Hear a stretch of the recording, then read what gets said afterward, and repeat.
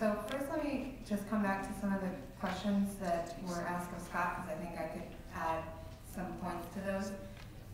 I want to talk about the cost in relation to what's happening right now with city and state budgets, the budget cuts that we're seeing come down the line.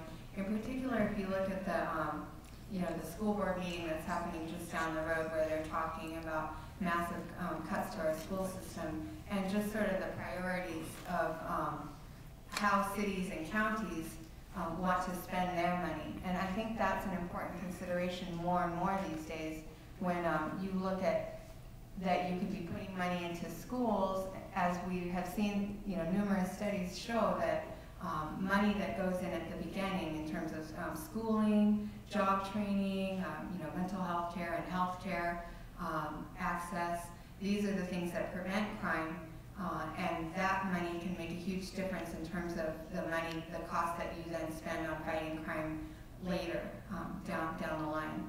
And with the cost of capital trials, that's a huge cost for even one capital trial a year, as Scott talked about, can be a huge cost for a city or for a county to bear.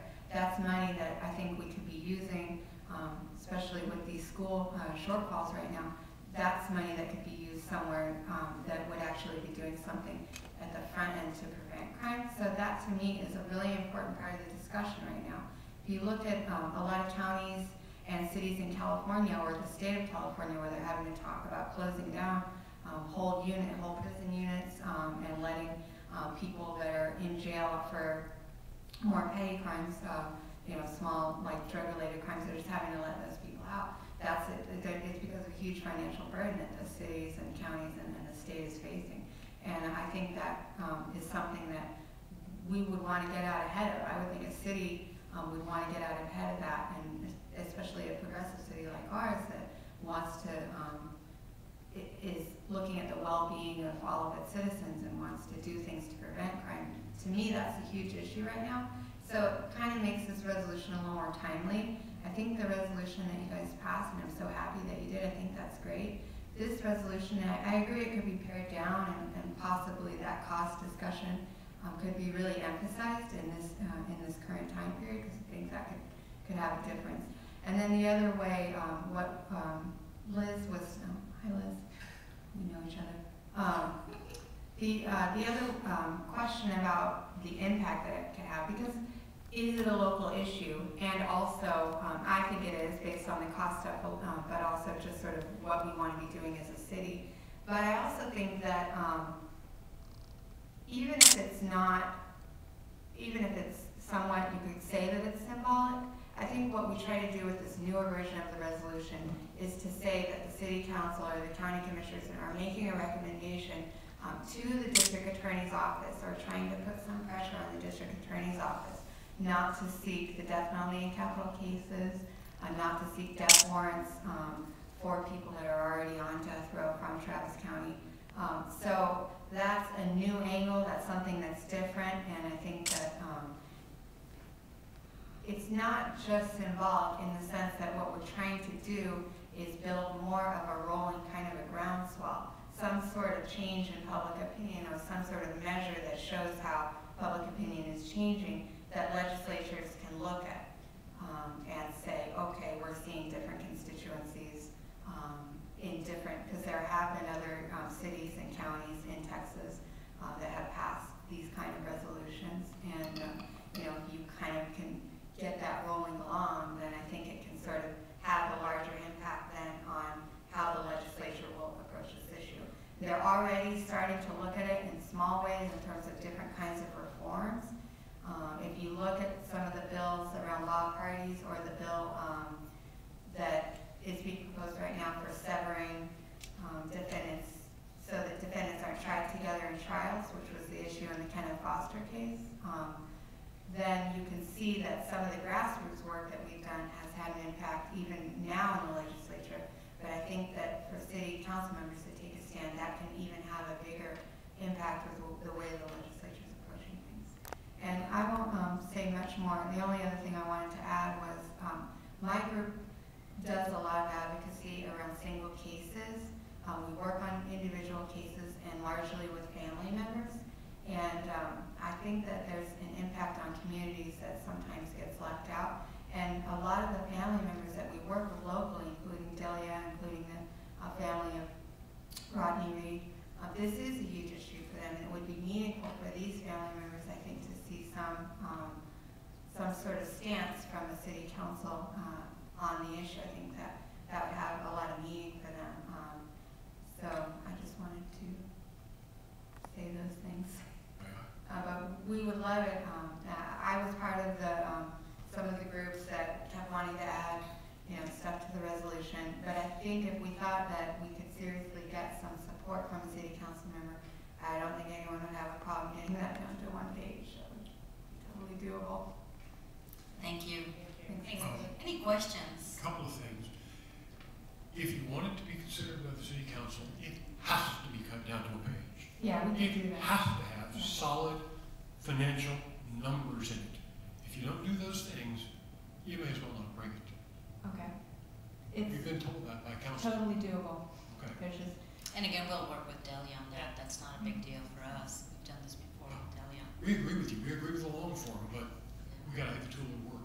right, and in some ways the long form is more for people that were, when we had talked about sort of launching a campaign around it, similar to other cities, it was more about trying to get some public support behind it in terms of a petition that we could then bring to the city council to show that there was, support around the city from a large number of people around the city. We thought that might be helpful or might persuade the city council members that this was something people in Austin cared about. And so I think that long version was about trying to fit in all the facts for people that are reading it. But again, for anyone we talk to on the street, probably one page is all they're going to read. I think an approach might be to pare it down to one page and then have support material available that has all the other exactly, information. like maybe a little packet or something that we can do like that, where we sort of, again,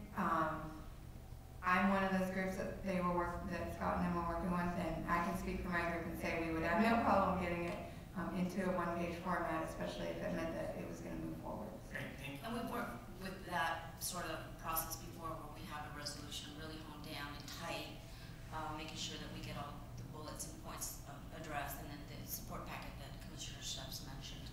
And then we either have an option to present it physically to our city council members on an individual basis or as a commission as a whole. So we've done that before. So I mean, it's important to have something that they'll respond to, and we can do other things with the other information with the people in our community. But I think the financial aspect is probably right now the key thing that everyone's going to be looking at that would make the difference in whether they were going to support something. So to me, pumping that up a little bit or making that the bulk of a one-page resolution would be useful. And then make it as local as possible. A local angle, because people are going to say, why should we, as city council members, I mean, they passed the resolution around Phoenix, or when they did an anti-war resolution, there was a feeling like, well, how is this local to us? We're not going to deal with things that aren't, impacting directly in the city or that we don't have some effect over. So I think it's, for your guys' part, is there a way that we can convince city council members that this is, even though it's not, it's not a county issue whether or not the state has the death penalty, that has to be decided by the legislature. But can counties play a role in sort of moving us toward that place? And do we want to be a city council that is moving forward or progressively on this issue? And so I think it's, can we convince them of that? I would be hopeful that we could if we got a chance to have a resolution in the council and have people speak to that. So. well, thank you. Any other questions? Thank you guys so much. Thank you so much. I totally support the fact that there is a great need for judicial reform, both at the adult level and at the juvenile level. We as a commission now are still currently working on our youth community initiatives to sort of revamp some of the youth judicial infractions that are occurring with our youth, starting from the school age and then moving up to the sort of incarceration age level. And we do notice through our findings that sometimes that serves as a gateway to other criminal activities. So if you all thought it would be useful, we could tie that into the financial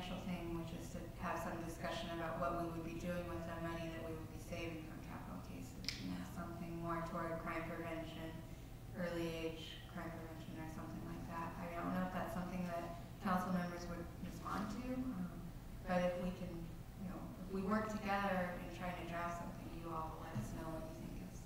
Have you, I have one quick question. Have you researched or come across a case where you had a juvenile offender move up through the, criminal direction all the way to the death penalty? Have you ever had a case that came across your eyes, or I mean, just to show from the beginning all the way to the end, and the trouble, the cost, and I guess the Kenneth Foster case, although he was 18 at the time, so he was past the juvenile age. Locally, there was the, or not locally to Austin, but in Texas, there was the case of, why am I forgetting his name? Nathaniel, Delia, help me out. Sanders? Yeah. Robert Springsteen was 17. Robert Springsteen, the yogurt shop defendants, for example, which was a local case. I mean, I think that for a lot of, some of these cases are innocence cases, and then some of them aren't. But I think the question, like if you look at the Kenneth Foster case, here's a kid that was running with a bad crowd and got into a bad situation. And, this is somebody that should have been in school. And so we would really like to see crime prevention be more, the approach to crime be more about solutions that are not retributive, that are about trying to have early intervention. There was I haven't been able to find this reference, but there was a poll of sheriffs, like nationally, where they were interviewed about they were asked to list the top 10 things that they thought prevented crime, and the top of the list was after school programs. And they talk about a danger hour between like 3 and 6 o'clock, where most juvenile crime happens. And so after school programs, for example, they fit right into that. So, and you can see how people can graduate from smaller crime to larger crime. Absolutely. And poverty prevention, I think, anti-poverty programs also can make a big difference, job training and those kind of things. That is more the approach that we would like to see cities and counties, especially our city take, which is coming in and trying to prevent crime, especially preventing violent crimes, because once it's occurred, you can't take that back. But if there was early intervention and you could prevent those kind of crimes, I just think that should be the approach. So. Thank you so much, Richard. Thanks, guys. I just have thank you all very much for coming. Allison, because of time constraints, was not able to speak, but she did drop off a couple of articles for us from the Justice Project. One of them is entitled Convicting the Innocent, Texas Justice Derailed, which talks about the reliability of evidence and eyewitness identification, to which she testified at the legislature this week. And then the other one is just a list of the exonerated